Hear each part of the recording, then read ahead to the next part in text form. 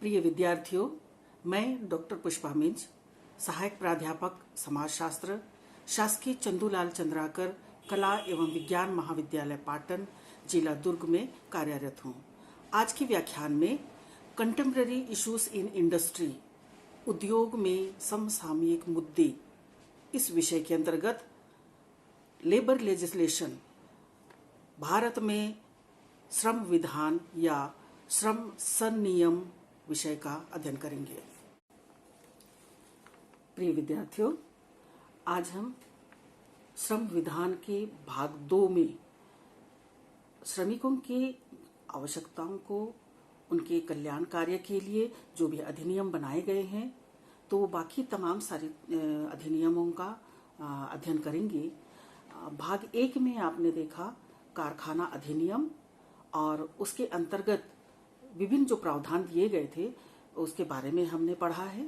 आज भाग 2 में हम आगे और अधिनियम बनाए गए हैं, उन अधिनियमों के बारे में चर्चा करेंगे। तो दूसरा अधिनियम है भारतीय खान अधिनियम।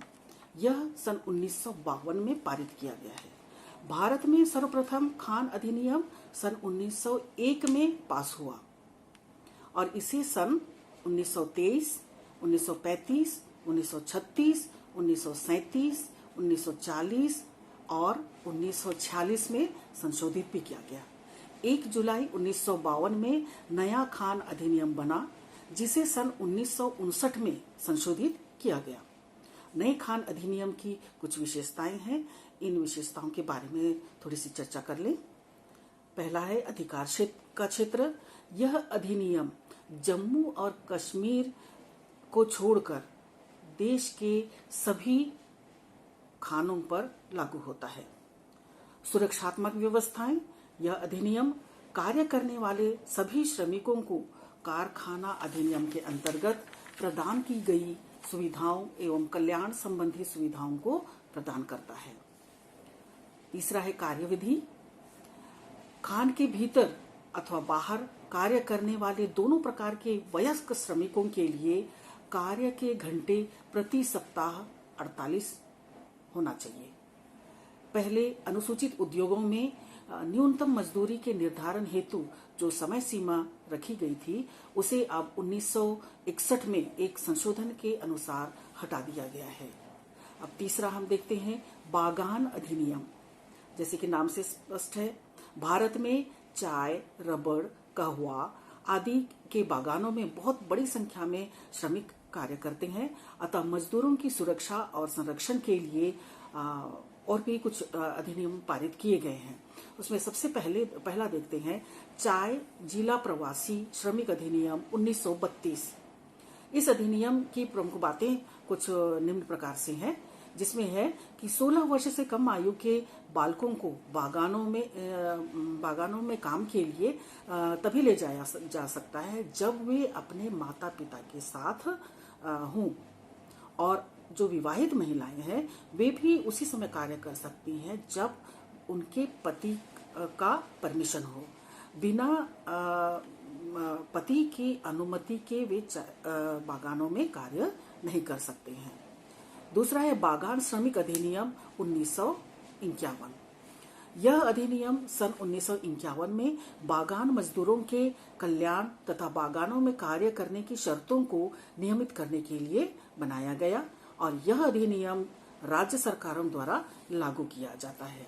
यद्यपि इस अधिनियम को सन 1951 में पारित किया गया था, परंतु यह 1 अप्रैल 1954 को लागू हुआ और बागान मजदूर अधिनियम 1951 के कार्यान्वयन के दौरान अनुभव की गई कि कुछ कठिनाइयों को दूर करने के लिए तथा अधिनियम का क्षेत्र बढ़ाने के लिए बागान मजदूर, जिसमें जो संशोधन किया गया है, संशोधन विधेयक है, यह 1981 में संसद द्वारा पारित किया गया और इसे 26 जनवरी 1982 को लागू कर दिया गया।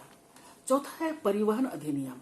भारत में प्रमुख परिवहन अधिनियम और भी 4 प्रकार के होते हैं, जिसमें पहला है भारतीय रेलवे अधिनियम 1990। भारत में परिवहन सेवाओं में लगे श्रमिकों एवं कर्मचारियों को सुविधाएं सर्वप्रथम 1990 में के अखिल भारतीय रेलवे अधिनियम द्वारा दी गई और सन 1946 में अखिल भारतीय रेलवे कर्मचारी संघ के प्रतिनिधि मंडल ने रेलवे कर्मचारियों के घंटे, अवकाश आदि विषयों पर कुछ मांगे सरकार के समक्ष रखी और सरकार ने इन मांगों पर विचार करने के लिए जस्टिस GS राजाध्यक्ष को निर्णायक नियुक्त किया गया।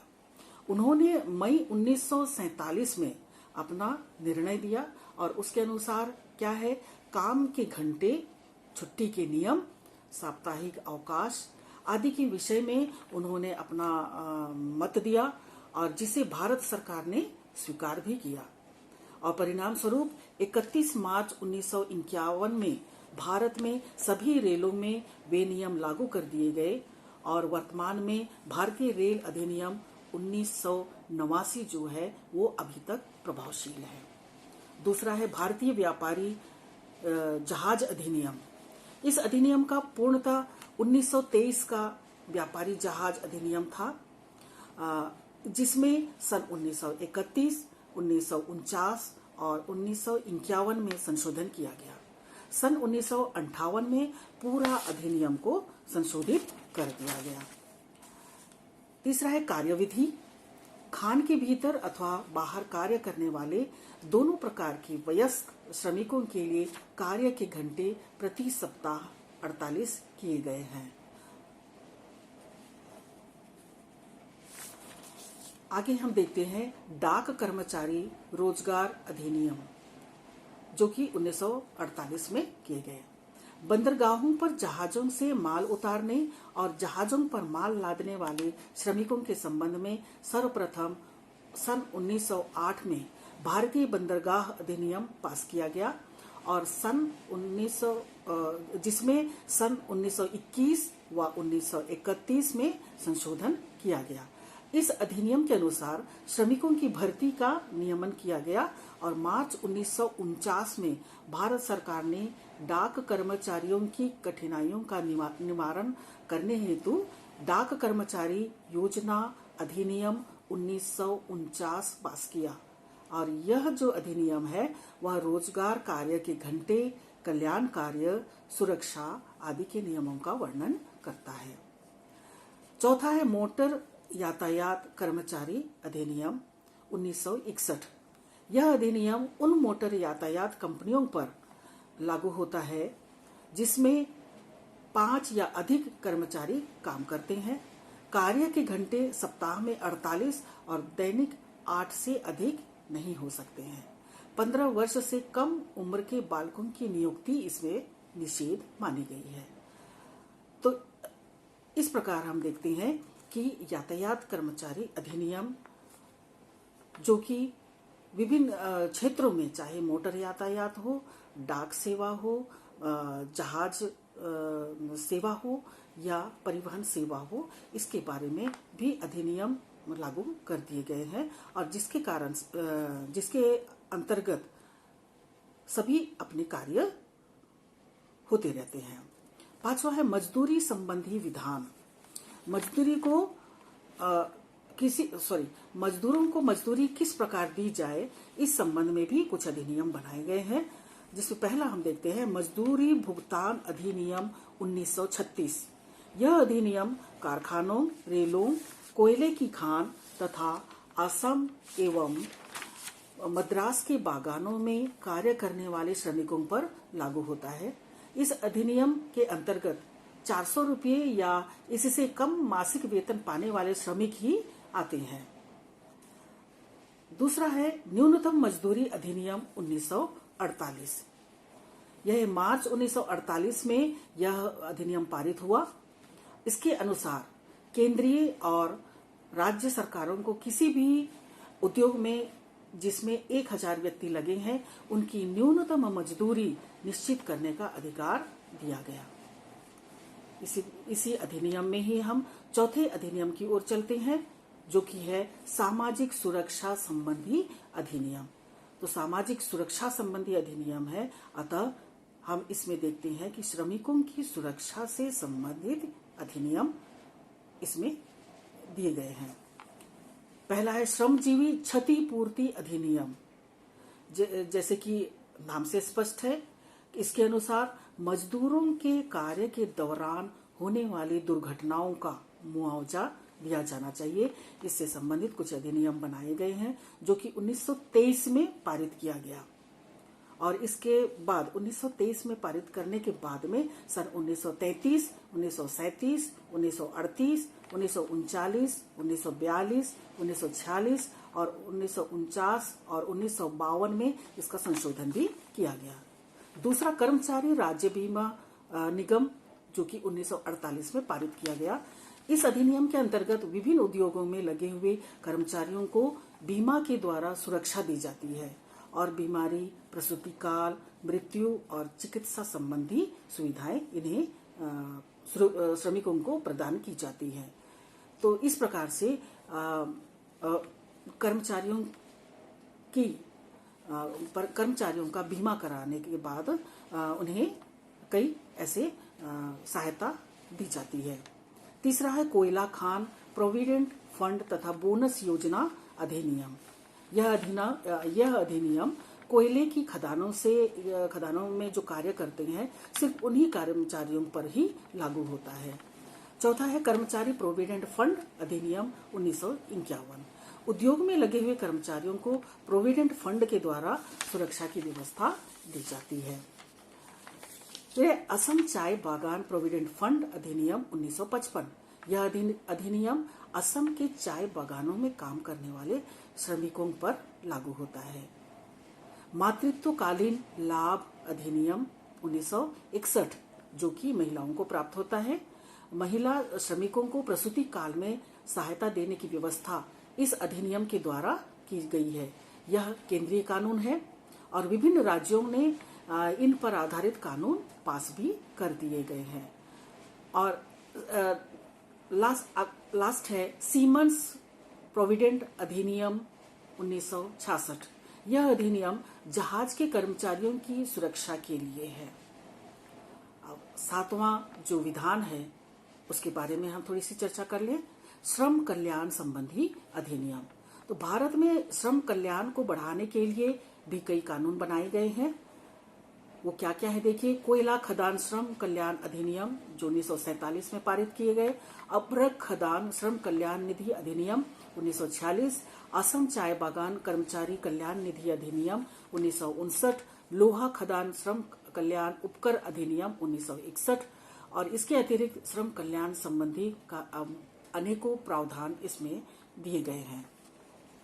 और आखिरी में हम और भी देखते हैं, इतने सारे जो अधिनियम तो बनाए ही गए हैं, इसके अलावा भी अन्य श्रम संबंधी अधिनियम बनाए गए हैं जो कि समाज में या सभी समाज की जो फैक्ट्रियां हैं उनमें लागू किए जाते हैं, जिसमें है बाल रोजगार अधिनियम 1938, श्रमिक संघ अधिनियम 1926, औद्योगिक रोजगार अधिनियम 1946, औद्योगिक विवाद अधिनियम 1947, बोनस भुगतान अधिनियम 1965, बीड़ी तथा सिगार कर्मचारी अधिनियम 1966, बंधक मजदूरी अधिनियम 1976, ठेकेदारी मजदूर अधिनियम 1970 और समान मजदूरी अधिनियम 1976। तो इस प्रकार हम देखते हैं कि मजदूरों के विकास के लिए, उनके संरक्षण के लिए विभिन्न प्रकार के अधिनियमों का निर्माण किया गया है और उसी को ही ध्यान में रखते हुए कार्य किए जाते हैं और श्रमिक इससे लाभान्वित होते हैं। तो इसका हम देखते हैं, हम आलोचनात्मक कुछ मूल्यांकन करते हैं। इसमें हम देखते हैं कि भारत में विभिन्न श्रम विधानों का अध्ययन से स्पष्ट होता है कि भारत में श्रम विधानों की संख्या तो बहुत है, बहुत सारे श्रम विधान बनाए गए हैं, जैसे कि हमने अध्ययन भी किया है। तो इतने सारे श्रम विधान का निर्माण हुआ है भारत में और सैद्धांतिक तौर पर श्रमिकों के विभिन्न हितों को श्रम विधानों द्वारा सुरक्षित करने का प्रयास भी किया गया है, परंतु श्रमिकों को अधिक लाभ इसका नहीं मिल पा रहा है। तो उनका शोषण अभी भी चालू है। प्रत्येक श्रमिक चाहे जहां भी वो कार्य कर रहे हैं, सभी जगह श्रमिकों का शोषण वर्तमान में भी हो ही रहा है। भारत में अधिकांश अधिनियमों का क्रियान्वयन तो अत्यधिक कमजोर हो गया है। और क्योंकि हमारे जो निरीक्षक हैं वे अपने उत्तरदायित्व को सही ढंग से नहीं कर रहे हैं, क्योंकि जो अधिनियम बनाए गए हैं उस अधिनियम को जो निरीक्षक होते हैं उन निरीक्षकों को चाहिए कि वो उस अधिनियम को ईमानदारी पूर्वक लागू करें, किंतु वे अपने कर्तव्यों को गंभीरता से नहीं लेते हैं और ना ही श्रमिकों के प्रति सहानुभूति भी रखते हैं। दिहाड़ी और ठेकेदारी प्रथा के तहत काम कर रहे मजदूरों के नसीब में तो ना तो भविष्य निधि है और ना ही यदि उनकी दुर्घटना के समय यदि वो अपंग हो जाता है या जो उसकी मृत्यु हो जाती है तो भी उन्हें कोई भी लाभ उनको प्राप्त नहीं होता है। अतः अर्थात जो यदि वो अपंग भी हो जाता है तो उसकी सामाजिक सुरक्षा की गारंटी नहीं रहती है। हम कई ऐसे फैक्ट्रियों में भी अब जाके यदि देखते हैं, श्रमिकों से यदि बात करते हैं, तो यदि हम श्रमिक मिल मालिकों से बात करते हैं तो वो ये कहते हैं कि मजदूरों को हम सभी प्रकार की सुविधाएं देते हैं, किंतु यदि श्रमिकों से बात किया जाए तो हमने अध्ययन भी किया है उसमें, तो यदि हम श्रमिकों से बात किए तब उनका कहना ये है कि यदि अगर दुर्घटनाएं होती हैं तो केवल फैक्ट्री से लेकर हॉस्पिटल तक जाने का जो वाहन की जो सुविधा है केवल वही प्राप्त होती है। ये चूंकि जो बात मैं बता रही हूँ आप लोगों को वह बात प्राइवेट फैक्ट्री की है, और अन्य जो भी और फैक्ट्रियाँ भी हैं ऐसा बात सामने आती है तो उसमें यही कहा जाता है कि पूरा जो खर्च है वह उस फैक्ट्री का मालिक नहीं देता है, क्योंकि ये जो दिहाड़ी मजदूरी है उन लोगों की काम की या उनके स्वास्थ्य की गारंटी वो मालिक नहीं लेता है। तो आज तो स्थिति यह भी है कि सामाजिक बीमा के जो प्रावधान है उनकी तो धज्जियां ही उड़ गई हैं। आप लोगों ने मुझे सुना, इसलिए आप लोगों का बहुत बहुत धन्यवाद।